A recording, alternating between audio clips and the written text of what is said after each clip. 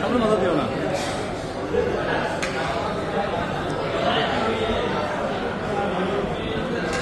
আর বেরিয়েছে এগুলো সব পেঁয়াজ।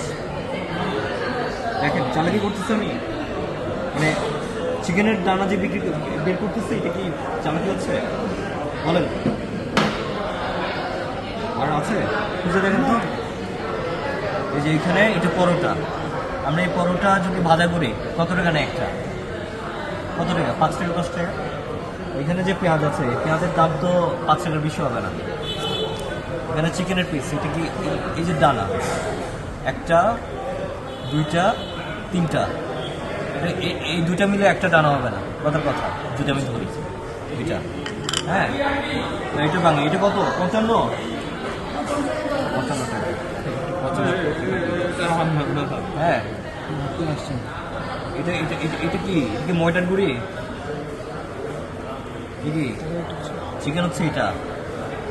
হ্যাঁ, তারপরে যে এগুলো কি, এগুলো চিকেন না তো, এগুলো কি ময়দার গুঁড়ি?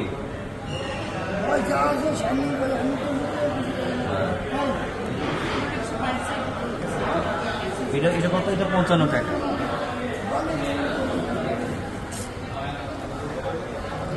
এটা কত?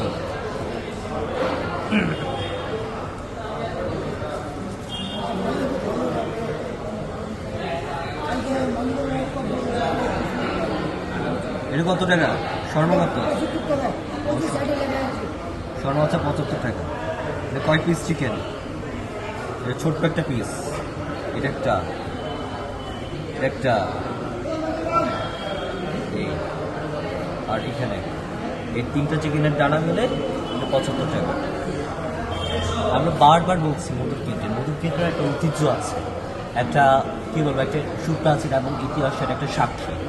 এখানে যদি আপনার এইভাবে যদি চলতে থাকে, তাহলে এটার মানে এটা আমাদের ঢাকা বিশ্ববিদ্যালয়ের জন্য এটা খুব লজ্জার, যেখানে আপনার বিভিন্ন ধরনের শুধুমাত্র আমাদের শিক্ষার্থীরা না, সেখানে বিভিন্ন গুণী সাহিত্যিক থেকে শুরু করে আপনার শিল্পী থেকে শুরু করে বিভিন্ন শ্রেণী পেশার মানুষ এখানে বসেন আপনার কেন।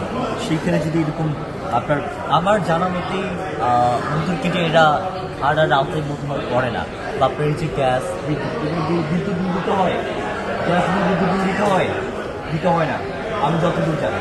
তাহলে আপনার এত দাম কেন? মানে ভাড়া দিতে হয় না আপনার মধুর কিচেনে, ভাড়া দিতে হয় না আপনার। ওখানে যে একটা কফি আর্ট আছে, ওখানে আপনার ভাড়া হচ্ছে 1 লাখ টাকা যতদূর আমি জানি, কিন্তু মধুর কিচেনে কোনো ভাড়া নাই। তাহলে আপনার খাবারের মানে এরকম কেন? সর্বদা আপনারা খাবারের দাম কমানোর জন্য কিছু করবেন কিনা? অনেকে দাম নিয়ে অভিযোগ করে এখানে খাবারের দাম নেই। আমাদের শিক্ষার্থীদের থেকে অনেক অভিযোগ আসছে। এটা একটা দুইটা অভিযোগ না, প্রতিদিন আসছে। শুধুমাত্র শিক্ষার্থী না, এখানে আপনার বিভিন্ন ধরনের বিভিন্ন শ্রেণী পেশার মানুষ, যে আপনার যারা জার্নালিস্ট আছেন আপনারা বসেন, এবং আপনাদের থেকে অভিযোগ আসছে।